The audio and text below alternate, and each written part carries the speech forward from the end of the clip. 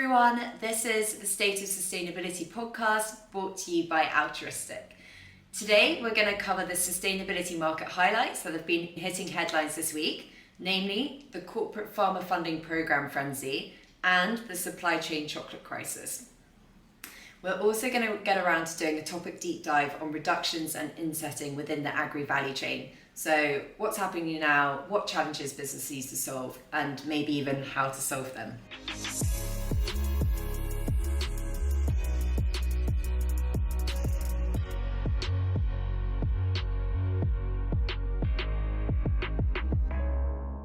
Awesome. Seth, hey. Hey, C, how you doing?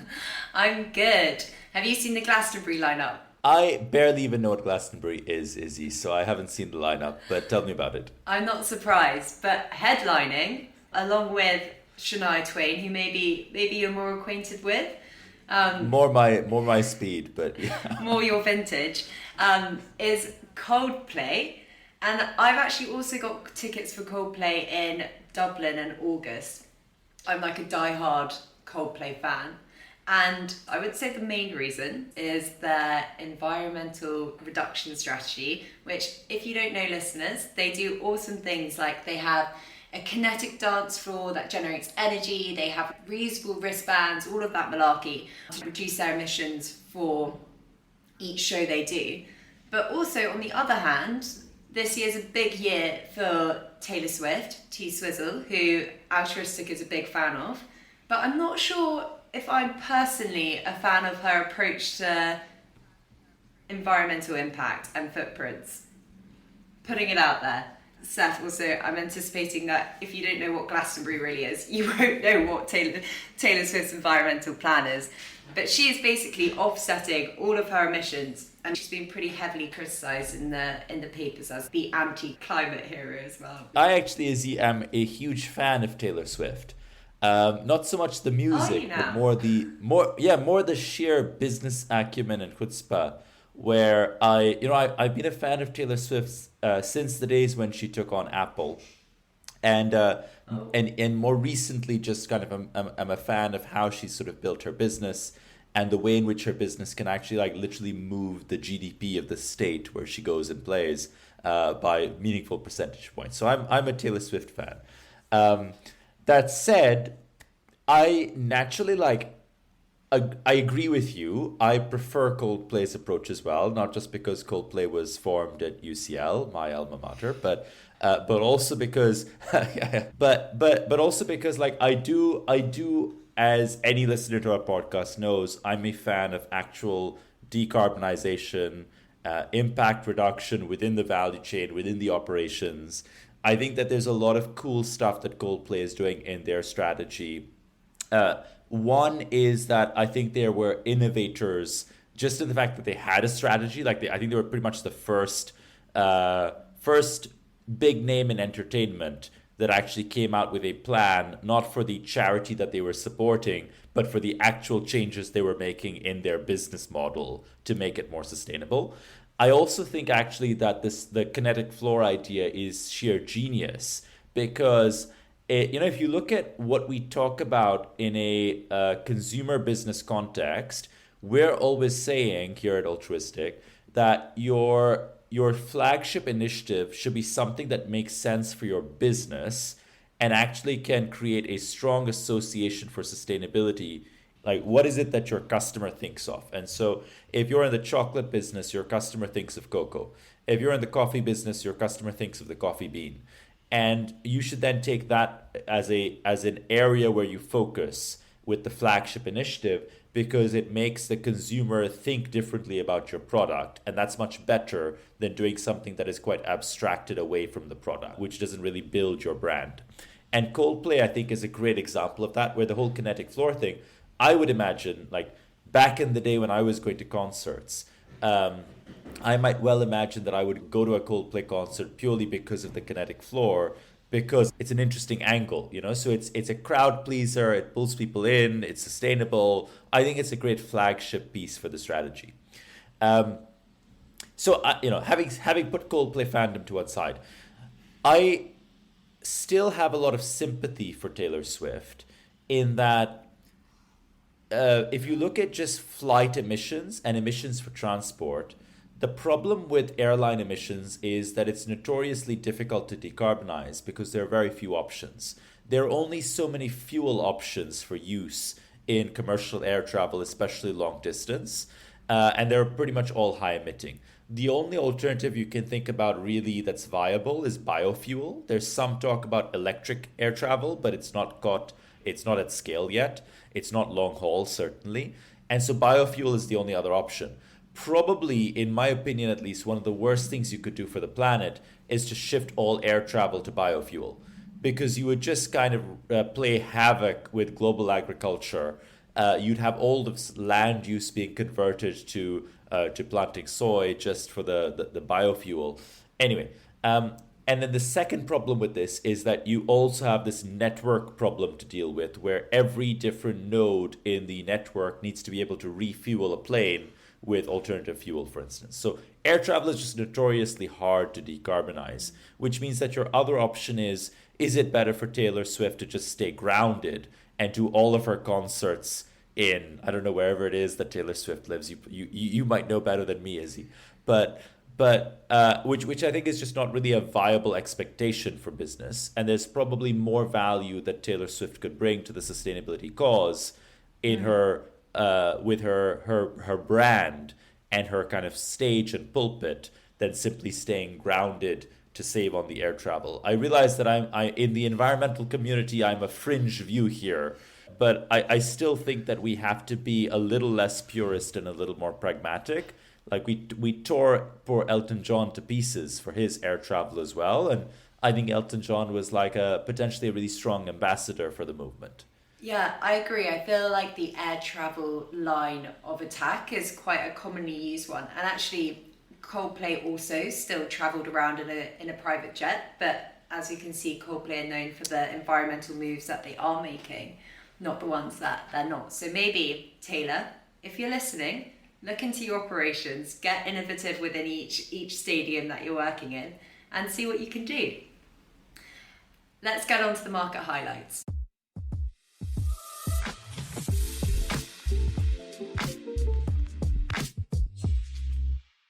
Reading the headlines, the latest corporate sustainability craze has been to launch educational programs and innovation funds to support farmers and regenerative farming. So even last week, Innocent Drinks announced a 1 million investment in grants as an expansion of their Farmer Innovation Fund. The Farmer Innovation Fund was launched back in 2021 to address the lack of funding options for commercial farms with the aim of safeguarding the long-term supply of their fruits. This fund supports ingredient suppliers who are undertaking projects to transition to low-carbon farming practices and to boost biodiversity on farms. The fund is actually open to all ingredient suppliers, but the Innocent have basically outlined the fact that they are going to particularly focus on their priority fruits, so the apples and the oranges, which go into most of their drinks. And each grant ranges from about 20 to 50k. I think on the grand scale of things, 1 million isn't like a huge amount, but from my opinion, I really like their approach of actually looking at their hero ingredients. So in this case, apples and oranges, and saying, these are the ones that we're actually going to focus on, attack, and see if we can move the needle on, because ultimately they're probably where they've got the highest materiality impact. They've also got, the highest strain on their supply chain and the highest risk. But also as a point of comparison, maybe Seth, before I get your thoughts, McCain's, which for those of you who don't know, it's one of the world's largest manufacturers in frozen potato products. So I think it's 1 in 4 chips in the world is a McCain Foods chip, which is huge. So surprise, surprise, their biggest impact area is potato. But one of their initiatives to improve their potato impact is a Farms for the Future initiative, which trials and tests regenerative agricultural practices. And they actually have 2 active farms and also one in the process of getting formalised. One's in Africa and one's in Canada. And I think what's interesting here, and it's an interesting comparison point to Innocent, that for their Canada farm, McCain's actually collaborated with McDonald's on this. So yes, Steph, I'd like to get your ideas on how you see that. I think both of these are great examples, right? McCain's and Innocent, both both doing fantastic stuff. Let's take each example in turn a little. I think what's nice is about both brands is that they're really focusing on their hero ingredients. And so if you look at McCain's, for instance, what's great about McCain's is that McCain's really sees themselves as representing the potato industry. They feel like they have an obligation to not just champion the work that can be done in the potato space, but also to like lead on the agronomics. And they actually have a really great agronomy team as well across both Europe and North America that is always focusing on trying to trial new approaches to regenerative agriculture, working with farmers. And I think that's really, really, really quite spectacular. If you ever speak to Starbucks about this sort of thing, Starbucks will say that they feel that they have to solve for coffee, and that if they don't solve for coffee, no one will. And I feel like McCain's takes the same approach to potatoes. I prefer between the two the McCain's approach to the Innocent approach. I think both are doing great work. Again, don't get me wrong, but I prefer the McCain's approach in a few different ways. One is that inherently, I'm a little averse to using grants as the primary mechanism for financing change of this sort. And the reason for that is that grants don't scale. Innocent can put aside £1 million grant, and £1 million won't really move the needle much. And that's not always a problem. It's still good stuff. But if you just think about it would be, I think, more scalable if they were to actually trial something in the payout that they were making to farmers and say that they're going to trial an approach to adding a premium onto what they pay for the product, and that premium is something then that they could scale or play around with. Even if it's a very small premium, even if it's a fraction of a percent on top of the price that they're paying to farmers or the supply chain, that's a mechanism that can scale, whereas grant giving for a corporate operation is not a mechanism inherently that can scale. So that's kind of one thing that I shy away from a little. The other piece is that I think that, and maybe it's related, but as a farmer in the supply chain, I heard this actually on a podcast recently, which I found quite poignant, which is the average farmer has 40 seasons. They only get 40 shots at growing a crop. And that makes them very risk averse. They don't actually want to take lots of risks unnecessarily with using a different fertilizer, using a different pesticide, using a different practice, which is why in many parts of the world, over-fertilization is common, because the farmer would much rather just reduce the marginal additional risk and over-fertilize, even if it means spending a bit more on fertilizer or over-pesticide, because why take the risk? And if you want to incentivize the farmer to take a risk and change up an operation and adopt a different approach, whether it's organic farming or regenerative or otherwise, then the farmer needs to see something more than a grant on the other side, because the farmer also knows that a grant isn't going to scale. And so inherently, I gravitate much more towards payment mechanisms that are in line with normal payment mechanisms in the value chain. The other thing that I like about the McCain's approach is that it involves another stakeholder in the chain as well, with McDonald's. And I think bringing McDonald's into the mix means that you have two sources of amplification of the initiative and not just one. It's one thing for McCain's to trumpet what they're doing in their part of the value chain. It's another thing for two stakeholders to go out there and two large brands to go out there and start talking about this sort of thing. And I think it opens up the aperture for more suppliers to McDonald's, more peers of McCain's, and others to also participate. So that's the other piece that I quite like. In a similar vein, one of the companies that we work with, Meadow Foods, has a similar relationship with Unilever, where they collaborate with Unilever on changes upstream in the Meadow Foods value chain. So Meadow processes dairy into derivative products and sells it on to Unilever, and they have about 200 plus farmers supplying them. And so Meadow then is able to collaborate with Unilever on upstream changes in the farms, and that chain, I think, actually means that it's something Unilever can replicate in other parts of their supply chain as well, and they can take the Meadow example and talk to other suppliers about it. Meadow can actually take the same case study and talk to Mondelez or other customers of theirs about it. There's a lot more repeatability there as well. So those are the two things that I would prefer about the McCain's model to the Innocent one. But again, I think both brands are doing amazing work in this space. And as you know, Izzy, and as we talked about, focusing on hero ingredients, I think is the right way to go. And I think another interesting point which Meadow Foods is doing with Unilever is sharing their product level emissions via Pact. And that's really also enabled that strategic relationship between supplier and brand to strengthen, because Seth, you're actually probably better at explaining what Pact is, but it is, why don't you go ahead with it actually, before I butcher it. Let me kind of maybe describe the concept and then the framework. So the concept is, if you think of any product, most products are a composite of lots of different products. So what's going into a chocolate bar is many different ingredients, and many of those ingredients will have ingredients of their own. And so the way to think about this is as a Lego block, or a sort of stack of Lego blocks, and you have lots of pieces that you're putting together and you're building up the whole block. And each of those pieces comes from a different supplier, and each set of pieces may break out into smaller pieces which come from different suppliers. And so it's kind of like a Matryoshka doll almost, but in Lego blocks, which I'm sure exists, by the way.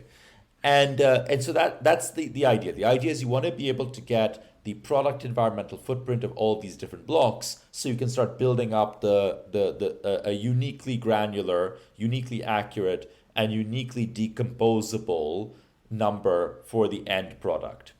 And you can then start to also see, well, where are the gaps? Which blocks do I not have covered? I actually have really good coverage. And in my chocolate example, I have all the blocks for cocoa. Because I'm sourcing that directly. I have all the blocks for dairy because I'm sourcing from 5 dairy processors, and they actually have all their blocks behind their part of the chain, but I don't have coverage on sugar, for instance, and those blocks are missing. So you can actually start to kind of pinpoint where the gaps are. That is the direction of travel. That's the concept. That's where most large consumer packaged goods companies for sure want to get to in terms of how they think about their data and how they can then construct strategies to move the size of the block in the right direction, to reduce the size of the block, if you will, not to twist the metaphor beyond all recognition. Pact is a framework for how each of those blocks should be constituted and how those blocks should be passed from one actor in the value chain to another. And so Pact will govern how you create a product carbon footprint, and Pact will be also the framework that governs how that product carbon footprint should be shared from your company to the company that buys from you, for example. And it's a framework devised by the World Business Council for Sustainable Development. They led a coalition funded, I think, by the We Mean Business Coalition, that created this framework. These are the same people that brought you the Greenhouse Gas Protocol, which of course we all know and love, and so this framework is now catching steam, and a number of big consumer goods companies are backing it. So in the example that Izzy you gave, Meadow Foods and Unilever are using this framework to exchange data at the product level between them. Data which they can both receive and trust. But on the topic of chocolate, I want to bring us on to our next market highlight, which is the chocolate crisis. So the price of chocolate has surged to an all-time high. This was about 2 weeks ago, but the price per ton was $6,500 on the New York and London Stock Exchange. For context, 4 countries in the world, the Ivory Coast, Ghana, Cameroon and Nigeria, produce nearly 75% of the world's cocoa, mainly via smallholder farms. Prices have risen as fierce demand for cocoa has stripped out production by West African producers. This is mainly because of El Nino, so droughts, floods, you name it. And I think this is one example, but we've also seen these sorts of risks impact supply chains all over the world. So, Seth, I don't know if you know about this, but 45% of white cod trade is owned by Russia. And in between October 2021 and 2022, the price of cod increased in the UK by 50% because of the geopolitical issues that were happening, which is just like, it's wild. But I think there's a really big case to be made. I think most brands are also aware of it, of this supply chain risk from geopolitical situations, but also changing climates and changing weather conditions. We've spoken a lot about long offtake agreements and contracts and stuff, but I'd also love to hear what you think about this crisis and how you think brands should respond to this going forward.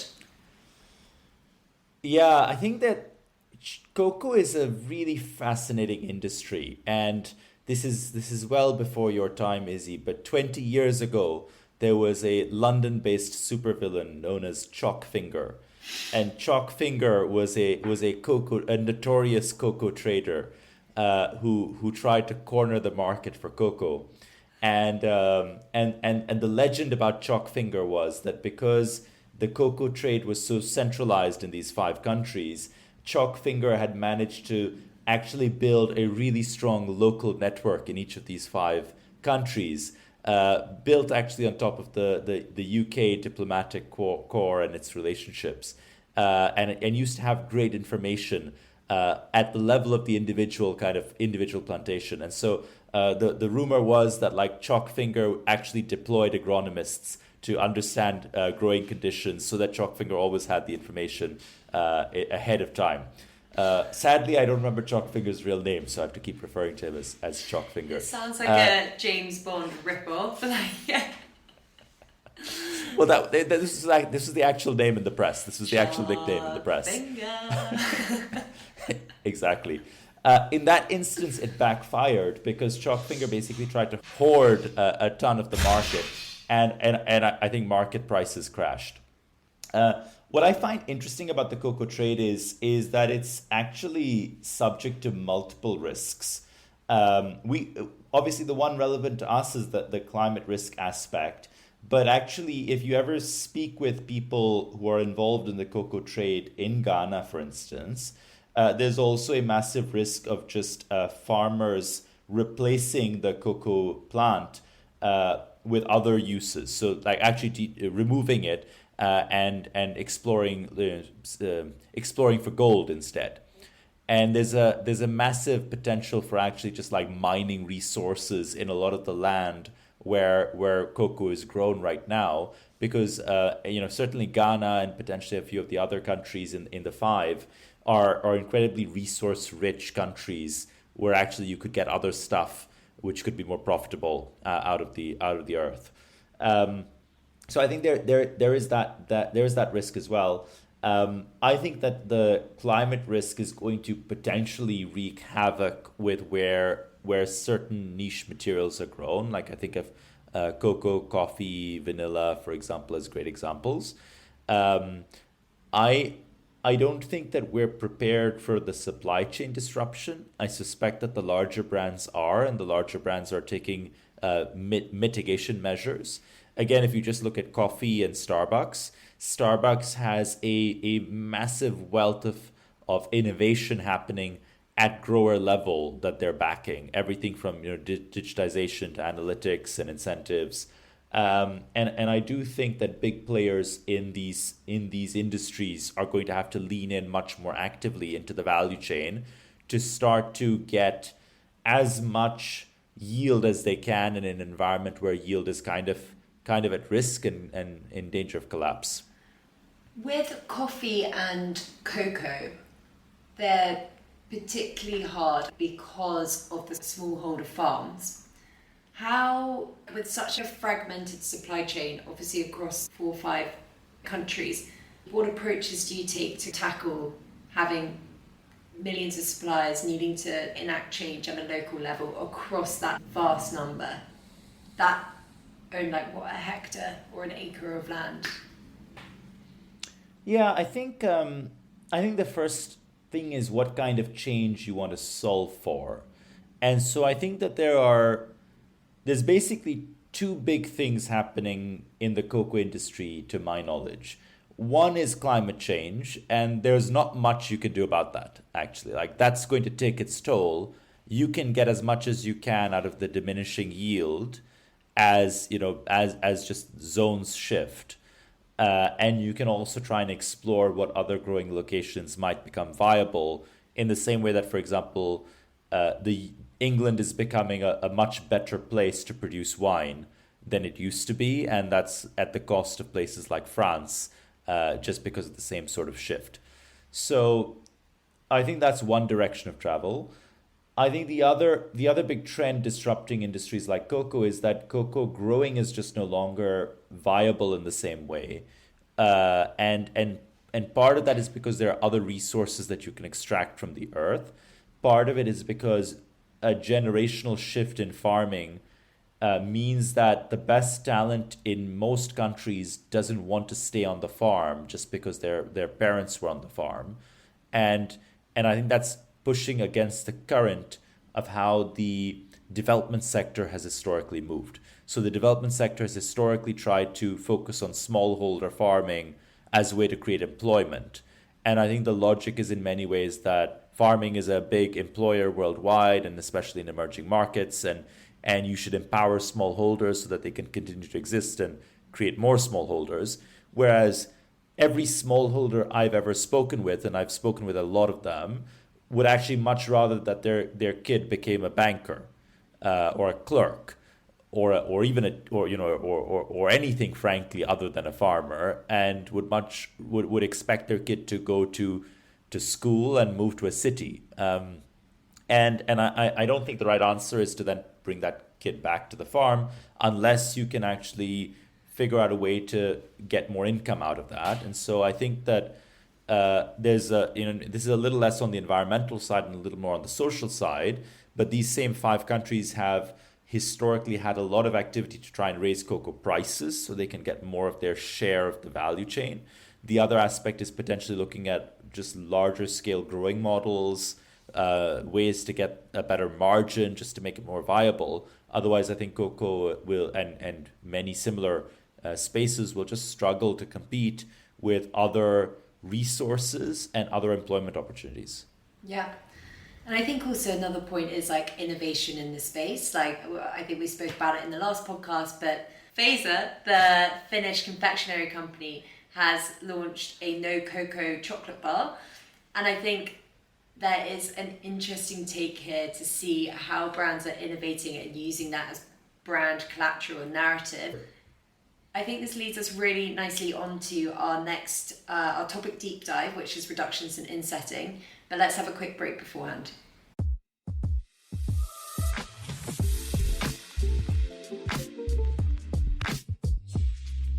Awesome. Well, Seth, whilst you're finishing off your chocolate bar, I'll give a quick summary of what do we actually mean by insetting.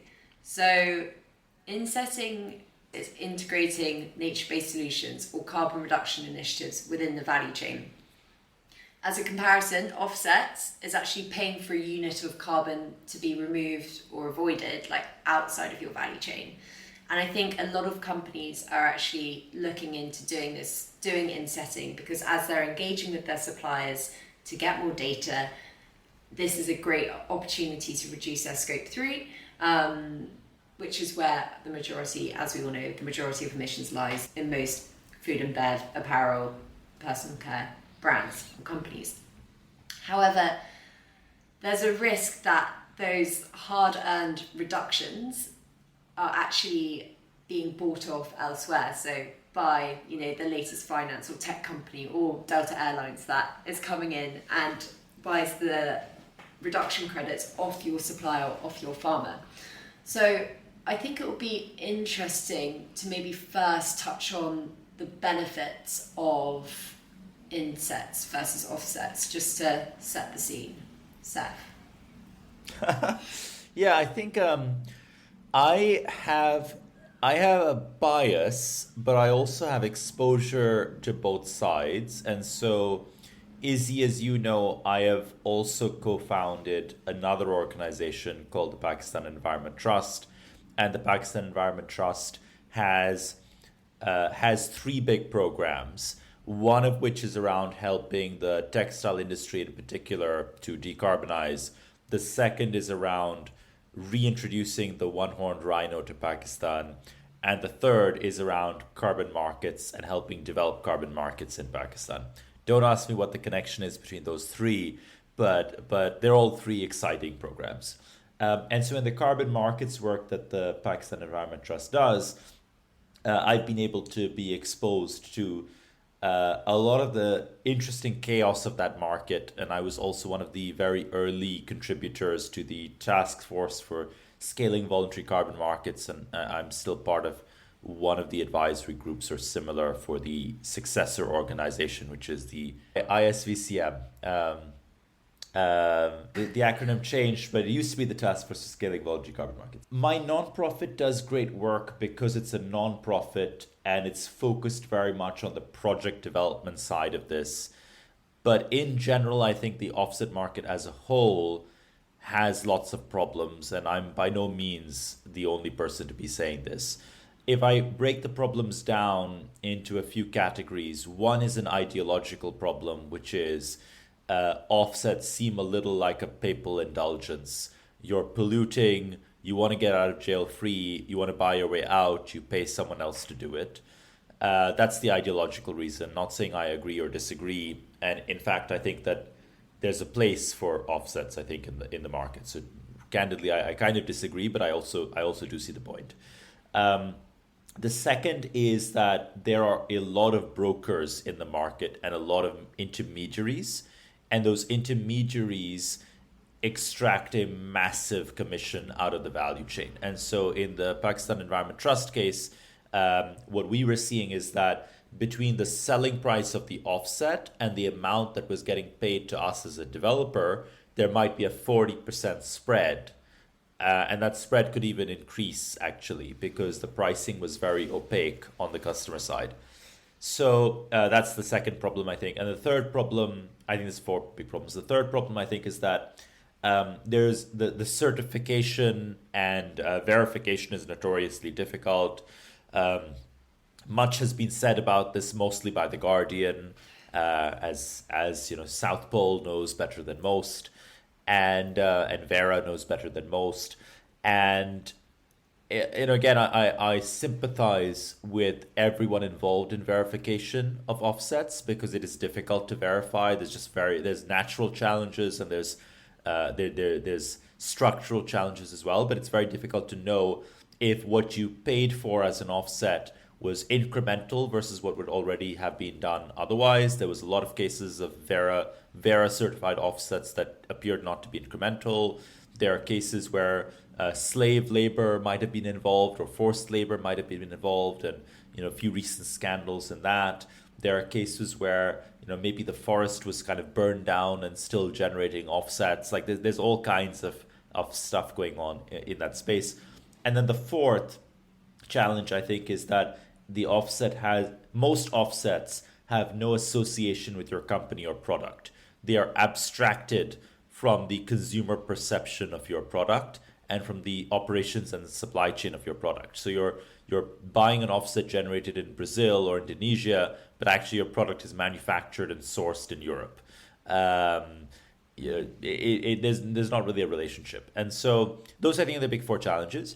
I think that insets present an opportunity to sidestep all of those challenges.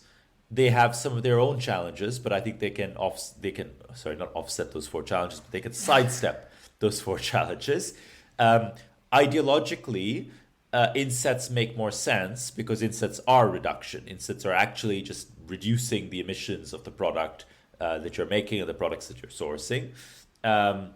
They don't have the massive middleman problem, because usually the reduction is happening in a supplier of yours and you're either buying directly or you're buying one step removed.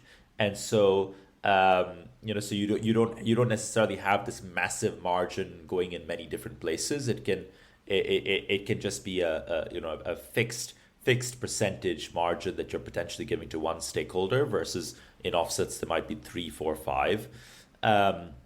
The verification is much more straightforward potentially, because the carbon accounts on the supplier side are a contributor to the carbon accounts on the brand side, let's say. And therefore, if the brand is financing a reduction in the supplier's emissions, and that's reflected on the carbon accounts of the supplier, that should filter through to the carbon accounts of the brand through whatever connection exists between those two. And we've talked about pact and product footprints in our Lego example, and that would, for instance, demonstrate that a reduction had happened.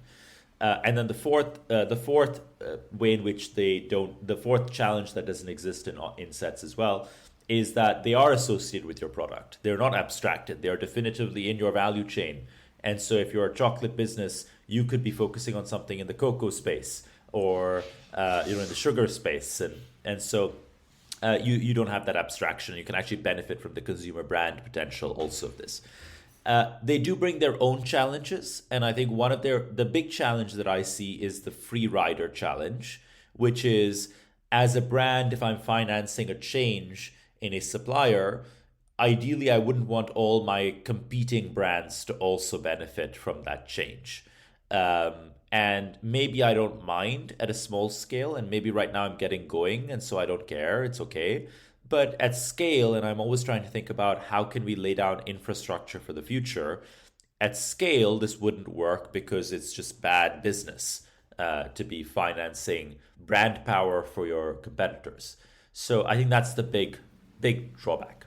I think also maybe a good differentiation to make, and I'll put my hands up and say I'm not sure how this would actually happen in practice. So maybe Steph, you could fill in the gaps on the commercial side of this. But I see that it's not a bad thing if another brand can take the emission reductions potential of that, and if there are also like co-benefits for the environment, if that is happening that way, and there are reductions to scope 3. I think the area where perhaps you do want to safeguard your initiatives is in the narrative building. And I think, as we've seen, like, carbon is quite a hard, intangible narrative to push, but actually the reduction initiatives in themselves are like rich with stories and like colors and flavors, and a farmer, I don't know, planting wildflowers on the side of their farm, that's like a lot more compelling to a customer.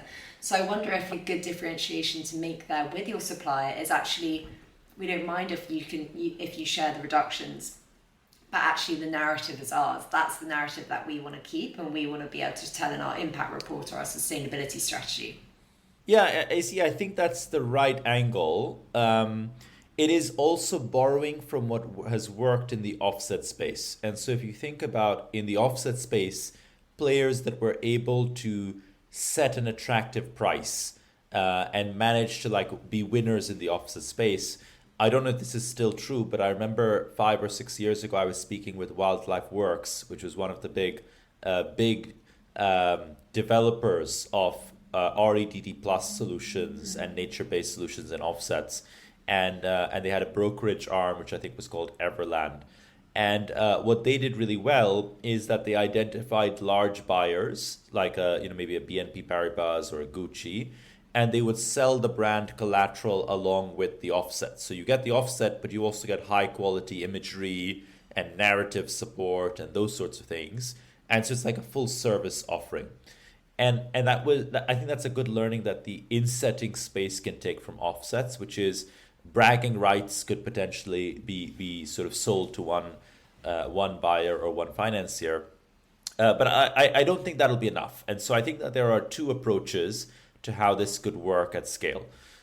One is the approach which we hear about from Patagonia, and we've had this conversation, Izzy, with Charles, the chair of Patagonia's board, and the way that he puts it is Patagonia looks to take out the mortgage on the house and have other tenants come in to pay the rent. And what this means in this context is that Patagonia will lean in on, let's say, decarbonizing a factory in Bangladesh where there are other brands buying, and Patagonia will put the first installment of money on the table, but then will actually reach out to other brands and look to get them to contribute their share as well.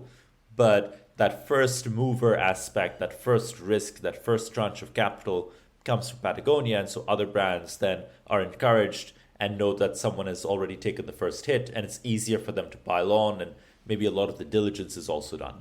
I think that's a really good approach. It's a very goodwill-centric approach, and so it kind of relies on a Patagonia, and it relies on a lot of other brands that are happy to follow their lead.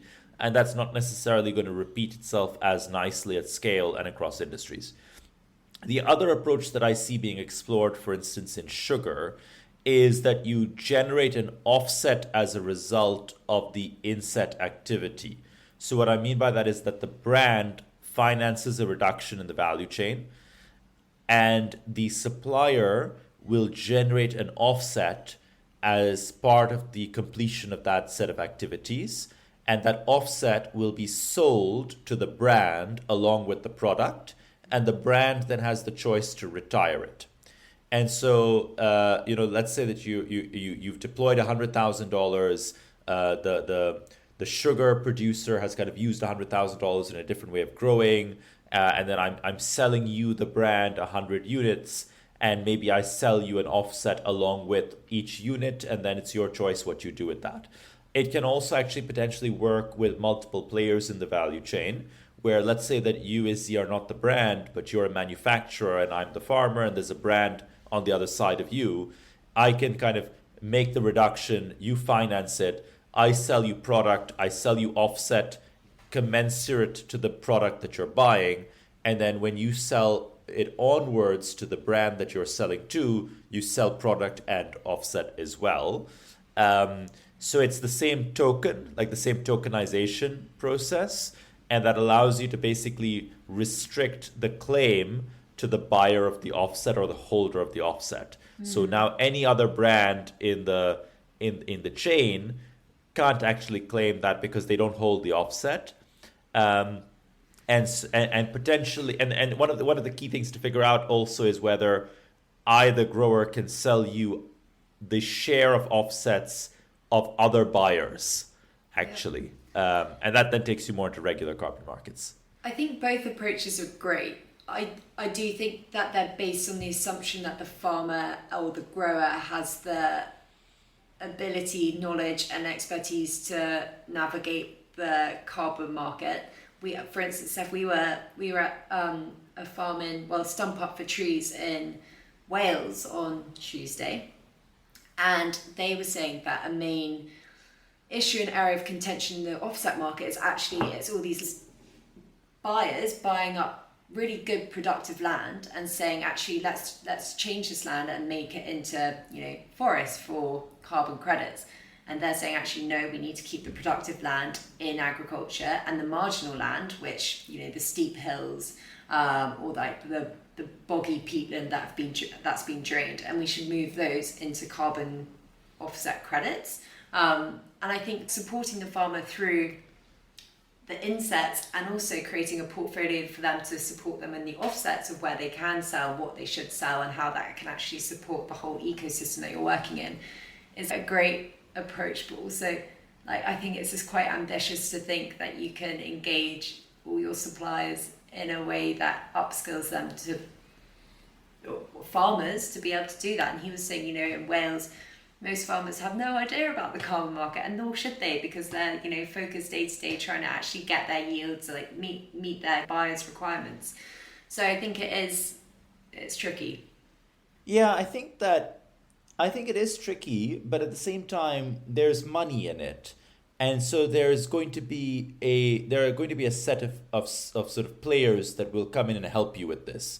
If you look at the offset market, most farmers that will participate in an inset scheme are much more likely to understand the basic concepts than many of the entities involved in offset generation. And so just to give you an example, for the Pakistan Environment Trust, which I mentioned, when Hassan, who's leading the project for BET, is kind of trying to set up a new initiative to generate offsets, Hassan has to actually go and engage local stakeholders in the community and kind of find what the influences are in their community. And there might be hundreds of people and tribal elders and others coming together. And then Hassan and the team have to kind of convince them, look, like, we want to restore this forest, and there are going to be all these co-benefits, and there's going to be job creation, and there's going to be a school and jobs for wardens, and this will be value adding for the community as a whole. And there's a whole cell there.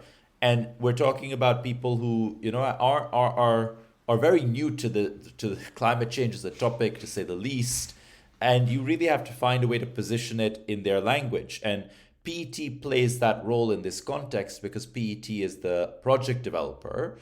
And in the case of the insetting activities as well, there will need to be project developers. And right now, those project developers might be in-house in some of the brands, but it could also be outsourced in the way that most projects would have some support. Think about solar power, for instance. A charity that I'm involved with has recently replaced all of their power consumption with on-site renewables, and they had a developer come in and do that as a turnkey solution. And the developer came up with a pitch, and the developer said, "Look, we will take care of all the net metering, we'll take care of the economics, and here's the value proposition for you, and here's the ROI, and you don't need to do anything. You just say yes and sign the dotted line, and hopefully read all the details of the paperwork, and then we're good to go." And I think we'll just catalyze a ecosystem of these players as well in this market. That's really interesting. Seth, before we wrap up, I think summarising, we both agree that insetting is a great approach to go down. But I'd love to... But we're preaching to the choir here, right? Well, so that's true. Shock horror. Listeners, come back for more. If we were to build out a bit of a toolbox for a professional trying to get insetting across the line in their company, and last year we saw a lot of companies transitioning from offsets to in value chain initiatives like Gucci denouncing their carbon neutral claims and many more.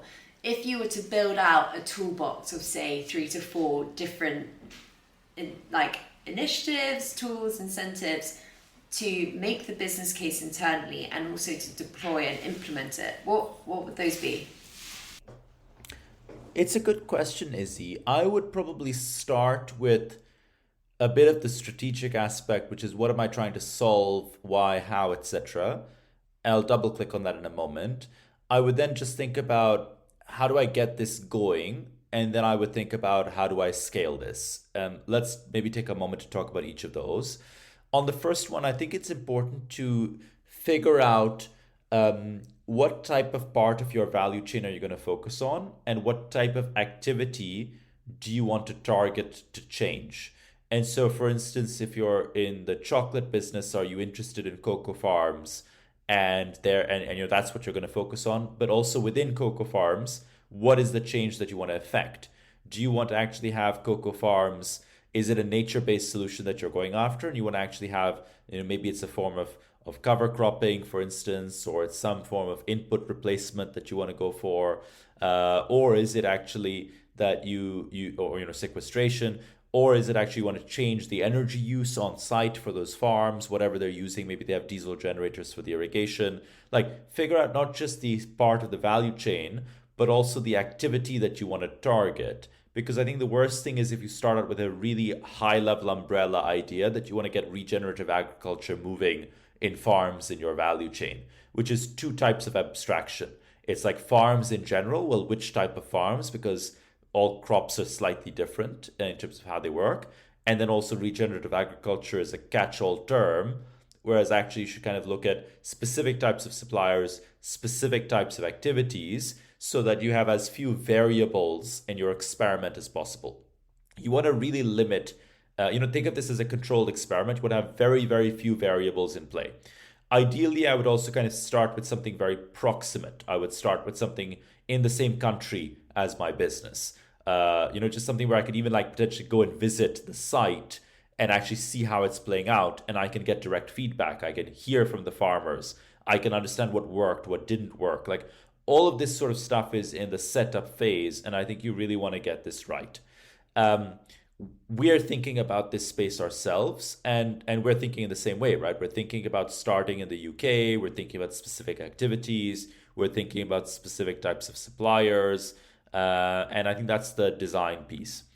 In terms of then how you get going, I would definitely bring along partners for the ride. And that's irrespective of whether I intend to work with partners on the scale up, although I almost certainly will.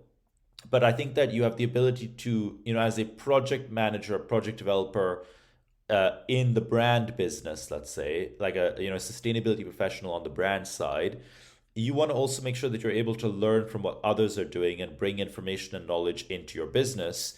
And I think working with partners is a great way to do this. And so it could be a non-profit, it could be a for-profit, it could be consultancy, whatever the stakeholder is. I would look to bring in someone who understands for that type of supplier and that type of activity in that type of geography, what works well. And you may find that it's a vendor or a partner that is deep in the agronomy, and so they just understand soil conditions and they know what's going to work and what the potential is because they've been there, they've done that, they've tested that sort of soil and that sort of location for that sort of farm. Or it could be actually maybe someone who just understands the economics of this really well and can help you structure how the deal should look, how the contract should look, how the pricing should look. It could be someone who's going to focus on the learning and training and upskilling on, let's say, the farm side or the supplier side. It could be all three. I would look to bring in as many partners as possible just to make sure I can cover all the bases of what I need to learn because this is a new space and there isn't a lot of great information out there. The third thing I would then think about is how does this scale? And so ideally, I would kind of say, well, assuming I want to do this in a significant way across the value chain, how do I stack rank where I'm going to go? So maybe I'm going to do some type of supplier, some type of activity, and the UK to start with. And my next step is going to be same type of supplier, same type of activity, and Europe, for instance. And then the next phase is I'm again going to stick with the same type of supplier, same type of activity, and I'm going to go global. Or actually, maybe the next stage is I'm going to go back to the UK and roll out the second wave where I'm doing the same activity but across a different type of supplier. Or I'm sticking with the same type of supplier and going with a different activity. And so I think that getting that cadence right of what this is going to look like as you grow it is then going to be the third piece. Yeah, I think those three great pieces. I think also to lean on the like making the business case side of things, I think having your piece around proximity, not just for you going to the site, but I know Nestle, Emma Keller, she takes a lot of her senior stakeholders there as well to get buy-in from the board and to get interest and drum up a bit of excitement on that front as well. I think another piece is carbon pricing and internal carbon pricing and being able to build up a price for what this inset would look like through modelling. And I know, well, product placement from us, like altruistic do this well. So you can actually compare your internal carbon price of what that initiative in that supply, in that farm, on that product type would cost versus actually what, a agroforestry credit would cost in Kenya, for instance. Yeah, I think it's a good catch, Izzy. I think that I would not get bogged down in the specifics. I would look to kind of get ballpark senses. So I think that every business should try and work out on average what is its carbon price. I always think of carbon cost rather than carbon price because no one wants to buy carbon. Whereas it's actually a liability. You're buying a product, the product comes with embedded carbon, and therefore it's a liability that you're taking on, and it's effectively a cost. And so I think it's good to understand the average cost of your carbon across the business, which I see as the average cost of taking a ton of carbon out of the business, which means across all the initiatives you could be doing to remove emissions from each activity, across your business and your value chain, what is the average cost per category? And maybe that's $40 or $50 or 60 or 70. I think the last time I checked, a Paris Agreement compliant average was like 75 or something, but you see some numbers that are in the hundreds. And I would kind of look to say, not just the pilot that I'm going to run should definitely be like significantly below the average. It should be, I would kind of almost say it should be like 50% of my carbon cost or carbon price of the business or less, because ideally my first trial is something that I'm going to want to scale up reasonably quickly, and it should be one of the cheaper ones. This should be a low-hanging fruit that I'm going after, not the most expensive reduction. And that's not to say that I always go from cheapest to next cheapest. I think usually that's going to be a good idea. You might, in some cases, want to go from cheapest to something reasonably more expensive if there's a good logic for it. But in general, I would still start with something cheap because, again, I want to limit the variables. And one variable is, am I going to get internal sign-off to do this at the next stage if it's super expensive? But I think that when you can do that ballparking, if it's like $10 to $15, that's kind of the type of ballpark I would get to. I wouldn't split hairs around whether it's 12 or 13 or 12.5. And this is where it comes in handy when you have a finance expert on your team. Seth, before we wrap up, is there any other key bits that we've missed in the reduction and setting topic? I know we're going to do a few more episodes on this and bring in some people from the industry to give us some examples, but any last comments? I think it's worth repeating something that we've said in previous episodes, which is that one of the basic things that will make change work at farm level is switching the risk reward dynamic slightly, where right now almost all of the risk is on the farm side and very little of the margin, which means that the farmer is not insured or protected against the downside if any projects that they implement go wrong. And I think that insetting is effectively creating a new revenue stream from a new product or service or solution that you're expecting the farm to provide you. You're expecting the farm to provide you with a nature-based service, effectively, or an ecosystem service. And that's going to be a new revenue stream. And the farm is going to have to make an upfront investment, most likely, whether it's in cash or even just training and energy and mind space. And the farm is expected to now create an ongoing offtake for the buyer as a result. And I think that in a world where you are just doing spot contracts and buying from 1 year to the next or one season to the next, it's much harder to build the kind of trust that you'll need to get an inset strategy moving. And so I would, again, just reinforce the need to start thinking about multi-year contracts. And I don't think it's about moving from a spot contract to a 2-year or even a 3-year. I think we're going to be talking 5, 6, 7, 8 years, maybe even more. If you think about the offset market, the largest offset contracts are often in the decades. And an offset project might have a lifetime span of 30 years, for instance. And you're looking to kind of have an infrastructure investor partner type profile where they come in and they actually want the whole 30 years. And I think that's going to be kind of, I'm not saying it's going to be 30 years, but I think that's a useful comparison point here. Yeah. We are actually releasing a guide on this topic on trying to build out a supply-centric engagement program. So I will link that in the show notes below. But thank you everybody for listening. Thank you, Seth, for sharing some wise words on a Friday afternoon after a hectic week of frolicking around the Welsh countryside planting trees. So I appreciate your time. Thanks, Izzy. Glad to be here. Cool. Thanks, everyone. Goodbye.